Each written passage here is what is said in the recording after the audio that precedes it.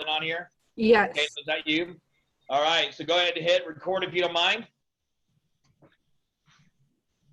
And I should change my mic. Oh, my other mic's not where I got to look down here. So, all right, so guys, welcome to another Mindset Mondays. I am here with Mr. Johnathan Dupree, and I'm really excited about having him on here. And Johnathan is our regional director, and I'm going to kind of let him introduce himself. Johnathan, I do these Mindset Mondays every Monday from 1:30 to 2. There's only 30 minutes. And, you know, I've had some pretty good guesses. I put in a text earlier. I had Rachel Adams, Haro, you know a lot of those guys. Denny Grimes has been on here, James Shaw. So you're really our first leader, per se, that's in a leadership position. And I think, you know, you can really tell them whatever you want. I think it's fun for them to hear your story. And, you know, Johnathan is a leader that was with KW, left KW, went to EXP, and then came back to KW. So without further ado, Johnathan, thanks for joining us today.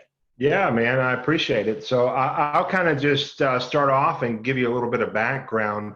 I grew up in the real estate industry. I said I would never be in real estate at all. My mother she's been a realtor for 48 years. Last year, she sold $65 million, somewhere in that neighborhood of real estate. So she's still very active in selling real estate. She owned her own brokerage, and everybody in our family is in real estate. My sister is a big agent. My sister's actually the number that I know this is being recorded. I don't know if it's being shared. I'm going to share this. It can't be public though until next week. She's the #1 EXP agent in the state of Louisiana.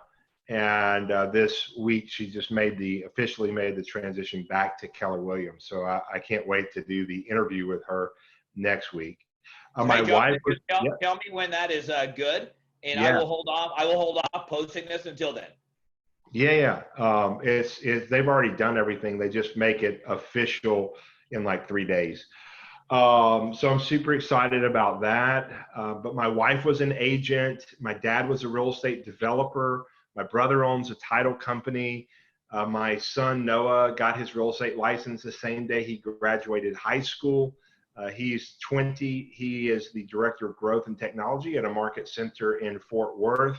So real estate's just kind of been in my blood. I got into the business a long time ago, and I quickly shifted into training agents. I realized I could go into our board, get a group of agents together from multiple companies, teach and train them on social media, lead generation, follow-up, personal development.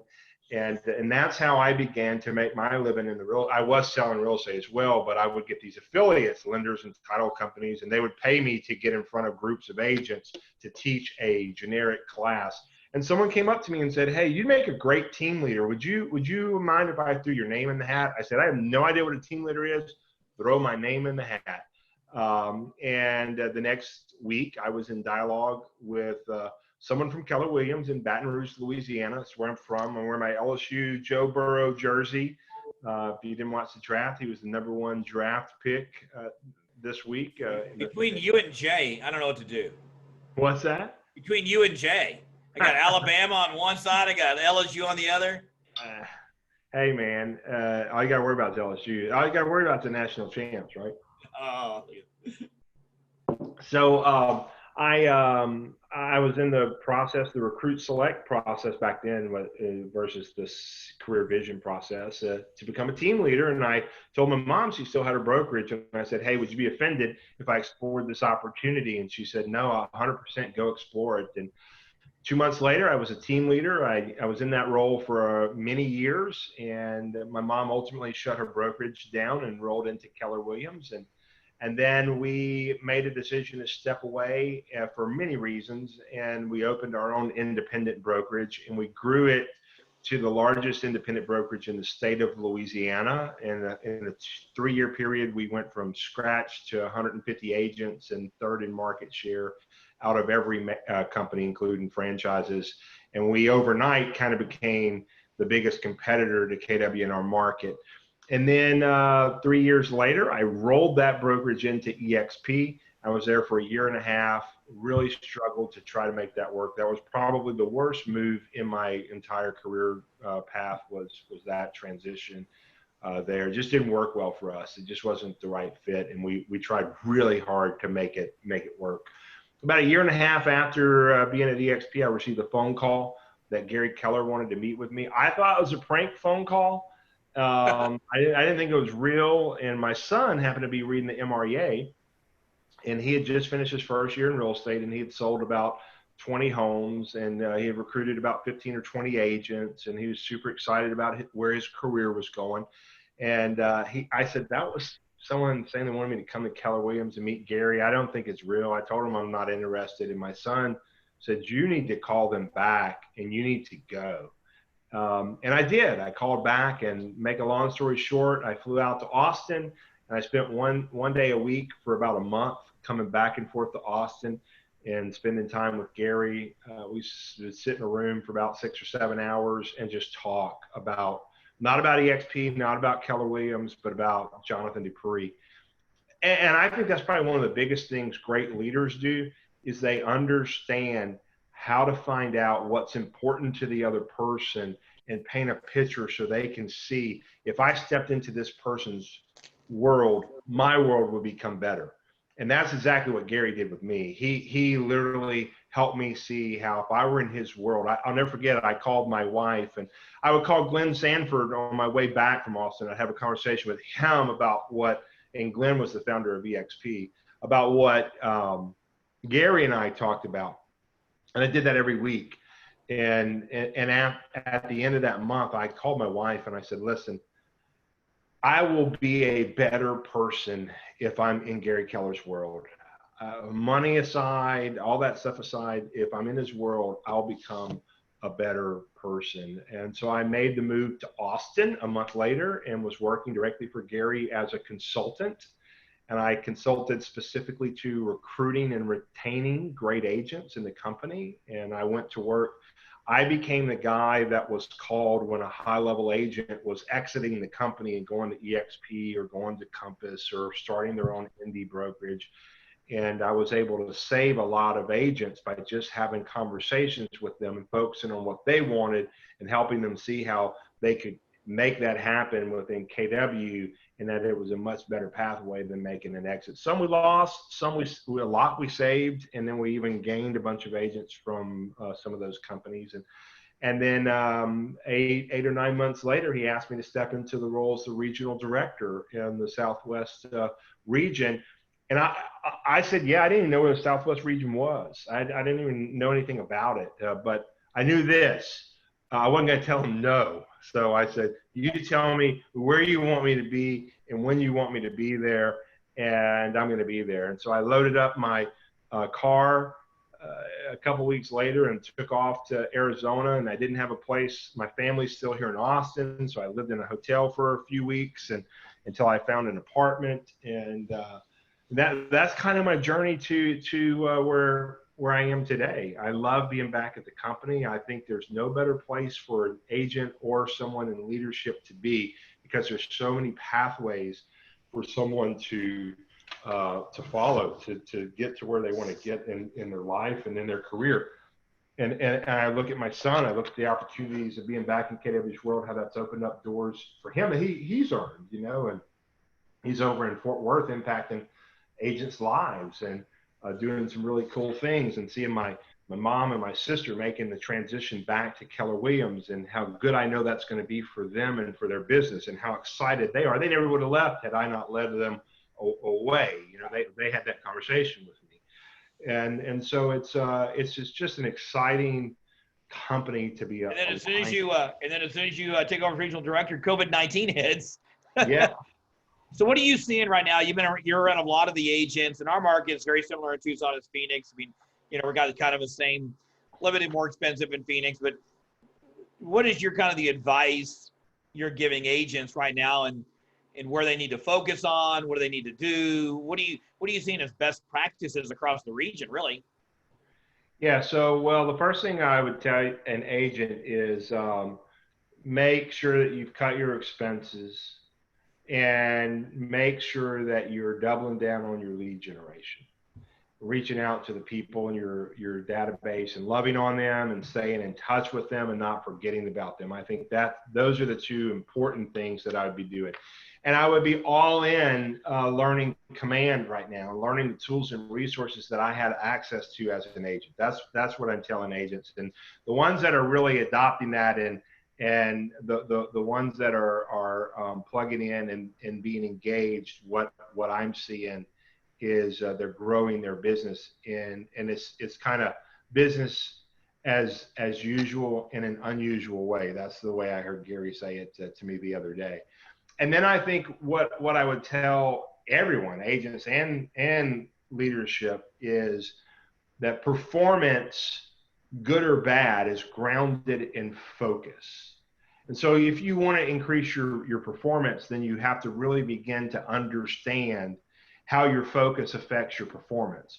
What focus frees you up to perform at a really high level, and what focus interferes with this free flowing performance? What things could you focus on that allow you to perform at a high level, and what are the things you should avoid focusing on that sabotage your success? And so I think you start there, David. I think you go, here's focus right in the center, and improving your focus is always going to allow you to continue to learn and experiment and grow and create and perform closer to your capacity, or what I call stepping into your greatness and becoming the person that you were created to be. And so that's the first place, is what are you focused on? And I think the key areas that you have to focus on, the first is commitment. You know, when you look at commitment, what are you committed to in your business? Commitment is, I think, at the heart of excellence, and you have to really find out what drives you, what gives you meaning, what gives you the sense of significance, and it is the key ingredient in guiding this pursuit of what I would call excellence in what you do. And so when you focus on when you have this focus on commitment, it's going to focus on these key areas: committed to continual learning, you know, always being learning based. Commitment to pursuing your dreams, a commitment to becoming the best you can become, working on your skill sets, your leadership skill sets, your business skill sets, your relationship skill sets, commitment to developing the mental and physical and technical links to excellence, the commitment to setting clear goals, and then the commitment to relentlessly pursue those. So I think commitment is a huge area when it comes to what should you focus on. Then I think Gary, the Y4C2Ts, one of the C's is commitment in all things. So it's definitely in alignment. Yeah, well, I mean, it's an area that, you know, you're either committed to the goal or you're not, and then you're either committed to pursuing it or not, and your behavior is going to, the results are going to show up through what you choose to commit to and what you choose to focus on. I think the second thing, and this is a big one right now for where we are with this whole COVID-19, is mental readiness. And this is, you know, where you're focusing on being positive and focused and persistent and fully committed to acting on your intentions. You know, you're preparing, you're practicing, you're training, you're working, you're performing, you're competing.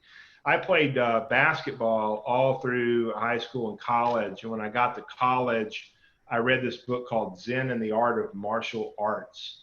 And I was not involved in martial arts, but it was really a book on mental readiness. And it was all about mentally preparing and practicing and visualizing and using affirmations, a lot of things that you learn from Bold, from MAPS coaching. But, you know, I tell agents and leadership, and you've heard me on the leadership calls, really challenging all of our leaders to get into mastery coaching, because coaching is going to help you to become mentally prepared. It's going to challenge you to practice and to train and to work on your skill set. Yeah, and you know, one other thing that falls in here, and you know, you really got my attention today. I'm a big believer in it, but we let our schedules, and that is just practicing our, you know, doing role play. Yeah. I've always been a big role play guy, but one thing I found with my coach, speaking of coaching, was that, you know, she asked me the question, are you running your calendar, or is your calendar running you? And I was like, she kept saying, can you do that? I was like, I don't have the time because my calendar, I was not, so I had to make a complete shift in doing it. So that's part of that mental readiness is just basic, just get on the phone and just role play with somebody. Yeah, 100%. And I mean, it's not, we overthink it, but again, it's what we focus on. It's easy to focus on that, and it's easy to not focus on that and focus on all the challenges and obstacles. And then I think right now, and it kind of goes hand in hand with mental readiness, is you need to focus on positive images. Part of, I think, the ongoing challenge of pursuing excellence is sustaining these positive visions and a positive perspective on the stages of the journey that you're on. So, having a vision board and using affirmations and having clarity to your mission statement and what you're wanting to accomplish, and really being able to identify clear and specific daily goals for ongoing improvement, and visualizing yourself achieving those goals, and mentally preparing yourself to follow your game plan. I've said from day one, our game plan is to implement Gary's playbook, his game plan, and that's all that we've been focused on doing. And so I think these mental images are really important. And then I think you have to also focus on confidence. And when you begin to commit to your goals and you begin to get mentally prepared and ready, and you're practicing and you're training and you're visualizing yourself succeeding in these goals and having clear daily goals that what you're moving towards, that begins to actually give you confidence. And it's one of the essential ingredients that you have to be at your very best. Confidence opens up this door that if you don't have the confidence, then that door maybe has previously been slammed shut. I can't get in dialogue with this agent, or these people would never want to do business with me, or $1 million clients would never want to work with me, or mega agents would never want to talk to me about joining our company. Well, if you have confidence, those doors kind of fling wide open. And when you have confidence, you begin to trust or believe in your own potential and your own capacity to overcome obstacles and achieve your goals. And you begin to believe in your preparation or your mental readiness. You begin to believe in your focus, your choices, your mission, what you're pursuing, the goals that you're pursuing. And so I think that's important. And back to coaching, why I think coaching is important is because sometimes you have to remember that someone else believes in you. I had to have the borrowed belief from other people for a long time before I could believe that I was capable of performing at a high level or achieving a certain goal. And so having a coach in your world, they will believe in you even when you don't. They will think positive about your capacity and what you can accomplish, even when you don't. They'll think about why you can achieve your goals, even while you're telling them why you can't. And then I think the other two areas are distraction control. And this is really important right now because it's easy for us to get distracted on all kinds of things. It's easy for us to get distracted on the negative news, on what's happening, all the things we have to do, the daily minutia, the junk in our world. But when you can understand how to manage your distractions and you can stay focused on what matters most, now all of a sudden you're focusing with intention and it reduces your stress. It helps you to stay focused. You're able to regain a positive, effective focus. When you get distracted, it's easier to get back on course. And it helps you to execute your game plan and stay on the best path for you to achieve what you're working to achieve. So it's really important for you to master distraction control. The very best athletes do this. I mean, think about that. Think about, I was watching this show on YouTube TV called The Last Dance, and it's all about Michael Jordan and the Bulls and how they won 6 world championships when he was playing there.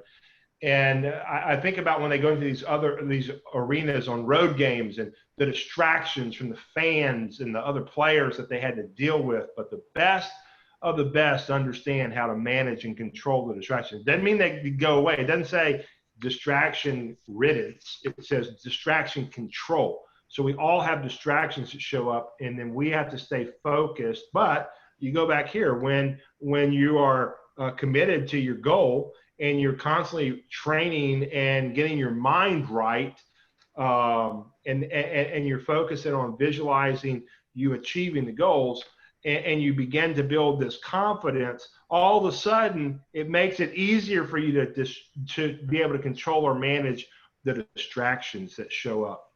And then the last it's interesting. The distraction control is, I've never seen it written like that. I totally agree with it.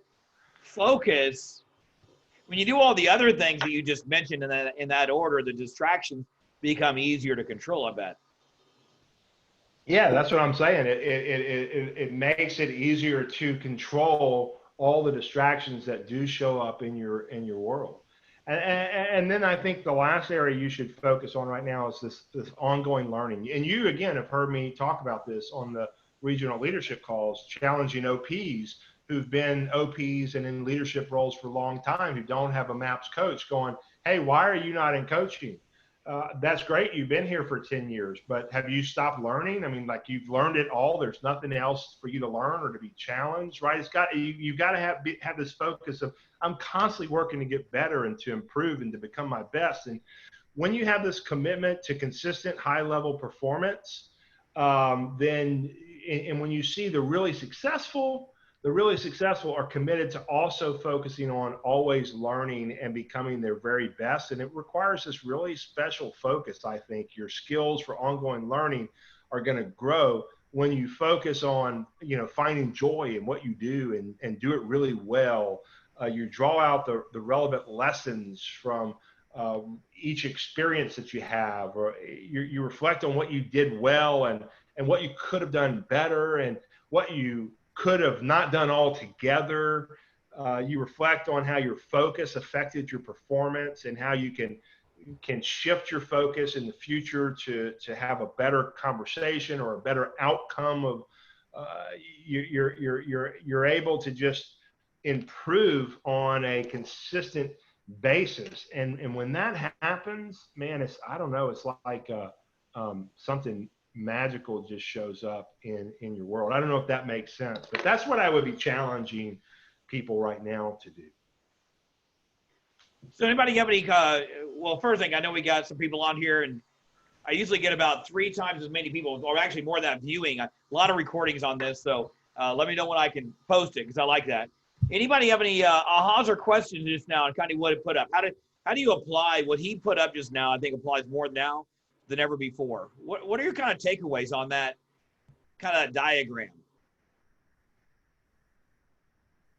This is the interactive part of the show. What do y'all think? Give me some takeaways. Give me some feedback. What do you take away from that? For me, it was the borrowing someone else's belief in me when I can't until I can. Yeah. As you know, that's one of the things, if you're not plugged in with coaching with Dan, or when people do hire a coach, is that's what coaches do a lot of times. That's what, if you think about it, a lot of times, like Tess, let's go back to that morning rev up we did the other day. I was taking a stand for you when we were having that conversation. Remember that? Yes, sir. Yeah, that was us. That was a good example of that. So great takeaway right there. All right. Who else? What's a good takeaway just now? I need to get on this distraction control that time these days. I'm so distracted. I need to plug in and I don't know how. So say that again, Teresita? That I'm lost in the distraction control. Oh yeah. And I want to go back and plug in, and I need to control that. Got it. So you're getting caught up in distraction control. Is that what I hear? I think that's what she was trying to say. Say it again, Jay. I was just going to say, isn't that where your bold bunker would come into play? Obviously, distractions are all-time high, but if you can kind of develop your spot, your place where everything else is can't reach you, you're going to have a better chance of not being distracted. Yeah. What I found, in there, right there, where he's talking about that focus, is the only reason people have distractions usually, what I found, is that they don't know what they're supposed to be focusing on or why they're doing it. And, you know, if you've ever noticed, the best example of ignoring your distractions is when a kid wants something.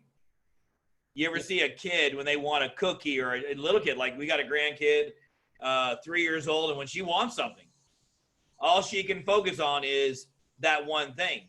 And so you ever look at a kid and there's all these things going on around you, you try and distract them. They want that one thing. We're no different. We just buy into the excuses a lot easier. Kids, they just see it and focus on it. Johnathan, would you agree with that little I was thinking of the whole mom, dad, mom. They just keep saying it until you freaking respond. Right. Yeah, well, what is there to say about that? Yeah, go ahead, Johnathan. I was just going to say it's really it's easy to get distracted if what you're focused on isn't important to you. If it's not important enough, then it's easy to get distracted. And if it's important and you understand the why behind it, and you've been training and you're mentally prepared, and it's like the driving force, and it's so important. Like you think, I always try to relate to athletes just because I was an athlete for a long time. And I think of the athletes at the pro level when they're playing for games where it's on the line and they're so laser focused and they've been training so hard and preparing so hard and trying to get mentally ready that the distractions are there, but they're able to just block that out because it's not as important as what they're focused on. What they're focused on is so important, and their commitment to succeeding is so important that they're able to control or manage those distractions. Yeah. Well, you know, I've been watching The Last Dance, which most people that like sports are just grasping for anything right now. Yeah. Man, I knew Michael Jordan was competitive. I mean, he didn't care. He was fair. He's a great sportsman. He wasn't like, but even a coach, if he felt like the coach was getting in the way of winning, and there were some times when they took him out of the game for reasons, and all he cared about was so focused on was winning. Yeah.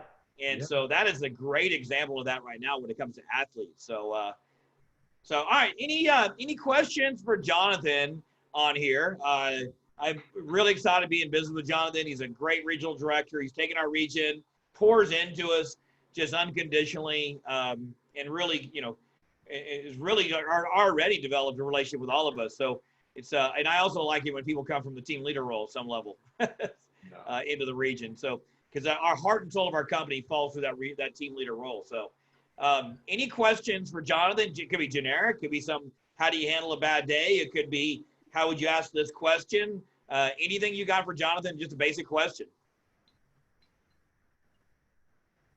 Larry, you always have questions. That'd be the first time you didn't speak during a session. Larry, I like it. I like you speaking. No question. Donna was about to jump in there with something. No, mine was personal. I sent him a private message asking for his sister's email in Baton Rouge because I want to find somebody there. So. Yeah, good. So, Johnathan, I must have missed it on the front end. Where are you now? Yeah, so right now at this current moment, I'm in Austin, Texas, but I have an apartment in Phoenix. And Okay, Phoenix. So you're Phoenix based. Yeah. Okay. Yeah. Well, we'll see you down here every now and then, right? Yeah. No, I'll be there a lot. Okay.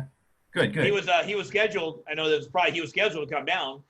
Obviously, all of our schedules got wiped away of doing it. So he'll be. I think what are you coming down once a quarter? Is that no? Once I can travel again, I definitely plan on hitting every market center every quarter, and teaching and training, and not just coming in and meeting with the OPs or the team leaders, but also coming in and working with the agents and teaching classes. And so I definitely want to be connected and with all of you guys.